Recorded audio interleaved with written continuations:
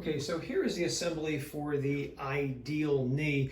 And as you can see, there's a few extra pieces here, but it's not that bad to assemble either. And I'm going to start by taking this mesh piece here and I'm going to insert it into these two holes. All right. And then I'm going to, like before, I'm going to insert one end to the other. And I'm going to use these little toggle switches to snap them in place like that. And then this final piece here, again, you can see it has a couple holes here and there's a couple toggle switches down here as well. All I'm going to do is line them up and snap them in place.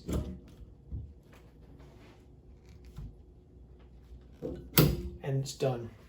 And so the difference between the IdealKnee and the Ideal Stretch is this pad here, this mesh pad here, you can adjust. And when you're using the IdealKnee, you want to adjust this strap so it is just above your knee. Whereas with the Ideal Stretch, the mesh would be placed a little bit below the knee. So that's the big difference between them. And just like before, you would grab onto this part back here and you would pull on that. And as your leg is, situated in the IdealKnee, that's going to apply the proper pressure to align your knee and get you the best improvement in range of motion with the IdealKnee stretching device.